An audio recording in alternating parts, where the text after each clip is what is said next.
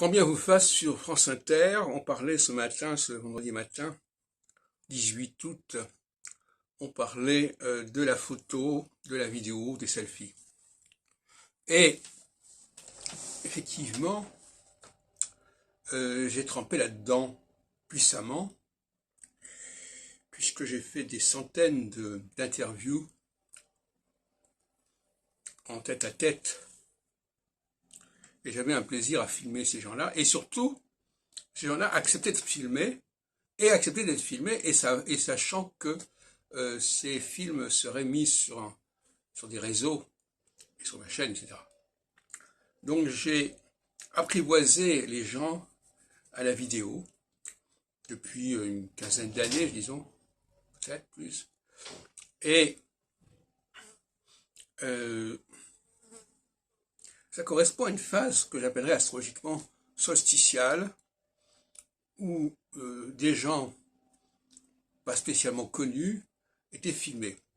Et le comble a été évidemment les cafés philo McDo que j'ai animés pendant quelques années, entre 2017 et 2021, avant la crise du Covid. Et là aussi, les gens acceptaient de parler entre eux et d'être filmés en sachant que ces films seraient mis en ligne. Donc j'ai vulgarisé le rapport entre les gens simples, si on peut dire, en tout cas, oui, et la vidéo et le film. Et l'avantage de la vidéo sur la photo, et moi je suis plutôt vidéo que photo, et s'il y a des photos que j'ai mises en ligne, c'est souvent des gens, c'est pas moi qui les ai prises, c'est qu'il y a une fluidité, il y a un mouvement qu'il n'y a pas dans la photo. L'idée de filmer des gens en train comme ça de prendre une pause m'insupporte assez, à vrai dire, et j'emploie beaucoup la notion de fluidité quand j'étudie par exemple la question des langues.